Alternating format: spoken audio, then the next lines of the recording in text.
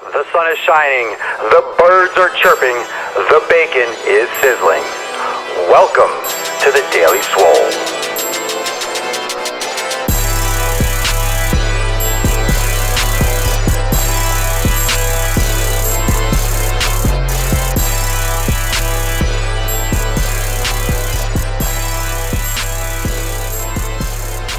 Welcome, everyone, to episode 82 of the Daily Mother Swole. Ho, ho, ho. Today I want to talk about breakfast lives mattering. Should you eat breakfast? Do you need to eat breakfast? What's important to eat for breakfast?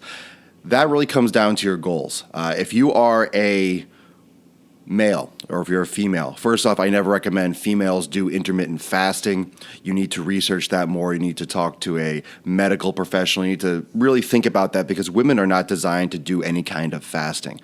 So really, if you're working out, doesn't mean you can't work out on an empty stomach. When I'm talking about fasting, I mean it's not eating for maybe 12, 14, 16, 18, or 24 hours or longer. So women should be more careful because they have to, or women, you have to, because you're the woman, you're listening to this, and you need to be more aware of your hormone levels, and that can be thrown off by not eating for longer periods of time. Doesn't mean you can't still do cardio or work out or do fitness, do resistance training on empty stomach, but that should be done early in the morning. So if you are working out early in the morning, this is the first part of whether or not you should eat breakfast.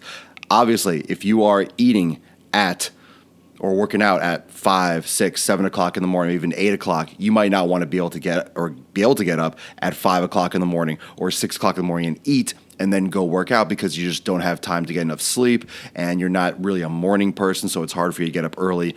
So this is something where you can make sure that you get your nutrition in the night before, where you're eating, a dinner that's maybe heavier in carbohydrates or maybe a little more geared towards saturation of carbohydrates before your training. It depends on if you're trying to lose weight or trying to build a lot more muscle.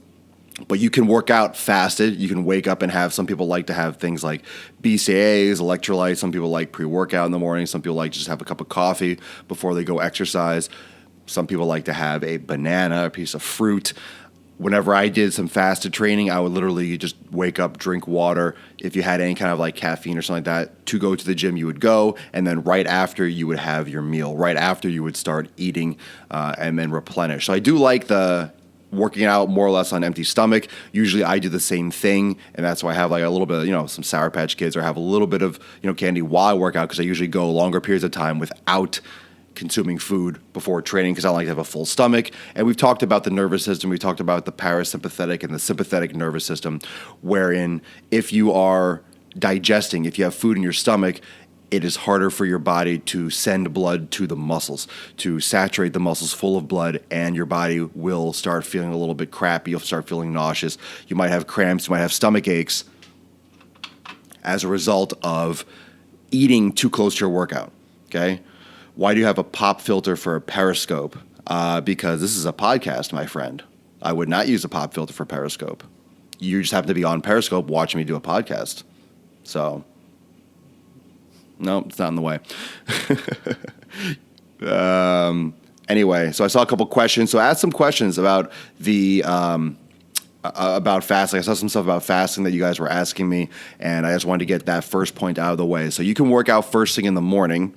You can work out on empty stomach and then do your food after. Otherwise, you have two choices, especially if you're a dude, if you're male, if you're pumping testosterone.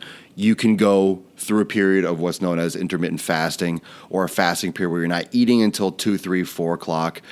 Or what you can do is you can eat in the morning. You can eat. Now, it's more about total calories throughout the day.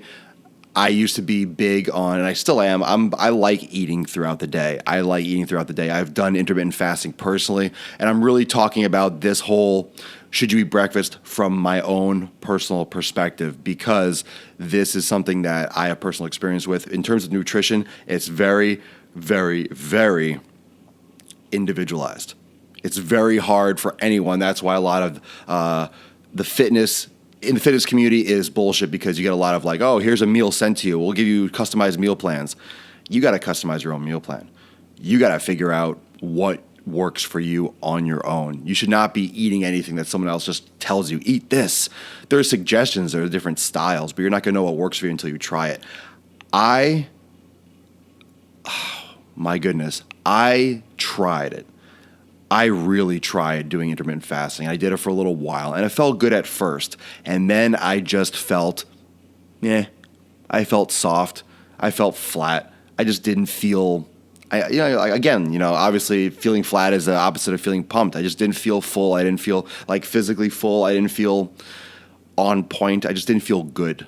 So I stopped. I went back to what I usually did, was I ate as soon as I could. I don't always eat before noon, but I'm not always up at 6 a.m. either. Sometimes I'll go and I'll wake up and I'll teach a yoga class at 7 or 8 o'clock in the morning. I'm not going to eat before I teach that class. I might have some coffee, and then I'll come back and I'll do some work, but I might eat at 11 o'clock or 10 o'clock or maybe 1 o'clock after the Daily Swole, this show.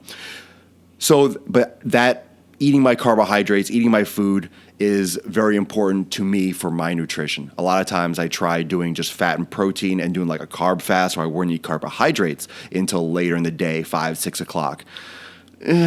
Still doesn't really work well for me. I like to have a meal earlier. I notice my body responds a lot better. I get more full. I get more pumped. I get more lean. I get stronger. Yeah, eggs are just... It doesn't mean that you can't fast. It doesn't mean that's not good for you.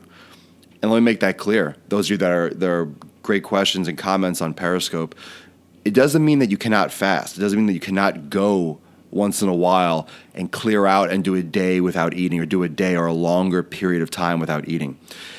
It just means that it might not be the best way for you to move forward regularly. I still believe that there are benefits to carb cycling, doing high carb days and low carb days. I've tried it myself. I personally don't like it. It doesn't work well for me mentally. It doesn't work as well for me physically, that I have seen. Okay, so it doesn't necessarily mean that it won't work for you. It doesn't necessarily mean like you can't handle it and see great results. I just don't like it. I personally prefer focusing on what I'm eating and just the quality of the food and being consistent with my training and being on point, rather than going longer periods or forcing myself not to eat. But I eat a lot of high fat in my diet. I get a lot of high fat. I get a lot of coconut oil, MCT oil, grass-fed butter, grass-fed beef, whole eggs, avocado. I get a lot of fat. And when you have more fat in your diet and your body is more fat adapted to processing fat for energy, you are able to go longer periods without eating and feel more satisfied, because the meals are more satisfied. You're more fulfilled when you're eating higher fat. No, I'm definitely not keto. I'm not even close to keto. I'm eating way too many carbs. But ketosis, for example, that's a great point, though. If you are in ketosis, if you're doing 60, 70+% fat, if you're doing a lot of fat, allergic to avocados and tree nuts. Well, I don't really eat nuts either. And avocados, coconut oil, whole eggs, grass-fed beef, grass-fed butter. Those are some great fats. Other oils, pumpkin seed oil. Let's see, you can't do avocado. I mean, coconut oil is fantastic. You really don't need that much more than that. That's great. That's great stuff. Really quality olives, sardines, healthy fats, sardines. So fats are really important. They're great for hormone production. They're great for omega-3s. They're great for, reducing cellular inflammation.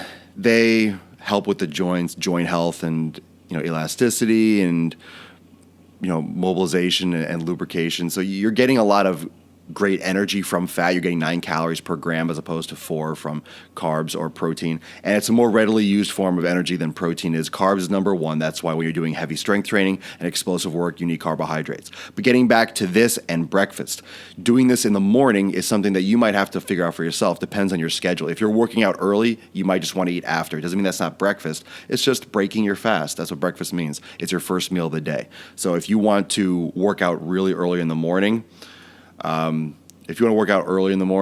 then you might want to just eat after and adjust your schedule and adjust your nutrition to eating after your workout and working out and training fasted and then consuming food after. Otherwise, you might want to try doing a intermittent fast, not eating till 2 or 3 o'clock, but that also means you're not eating past 8 o'clock or 6 or 7 o'clock the night before, and you're doing about, what would that be, 4, 12, 16, that's like a 16, 18-hour fast until you're consuming food. You might want to try that. Personally, I don't find that's the most effective way for me to be strong, to lift, to get bigger, to build muscle, to develop, to be hard, tight. It just doesn't feel like it really relates to me the best format. Now, I haven't been doing that as long as I've been doing the eating regularly throughout the day or eating at least 2, 3 small meals throughout. But I just don't feel the same reaction. I don't feel the same effect. I don't like it as much. Okay? No, I don't use any protein powders. I don't use casein protein. No. Any slow digesting proteins. I used to eat before bed. I'm the field believe. I mean, you shouldn't be digesting while you're sleeping. You should be completed digesting. You should go to sleep. You should be satisfied. You could have a higher fat meal or something like that later in the evening. That way, you're more satisfied throughout the evening. Cottage cheese, no, I don't like cottage cheese anymore. I stay away from dairy. If I splurge, I have a little ice cream or something like that. But I don't do dairy. I don't do cheese. I don't do cottage cheese. I don't do yogurt. I don't do milk. Stay away from all that. Inflammation and pasteurized. There's really no benefits in those products. There really isn't. There's a lot of sugars and a lot of hormones, and if they say there's not, there's just a lot of sometimes. Rarely do I do Ben and Jerry's. Rarely. But delicious. So I'll say for a couple minutes after, just a couple because I have a lot of stuff to do today. But thank you so much for joining me for episode 82. Remember, try it out. See what works for you. And we will talk more tomorrow for episode 83 of The Daily Swole. Peace out. Enjoy your Wednesday, hump day, and do your squats. Do some glutes today. Peace out.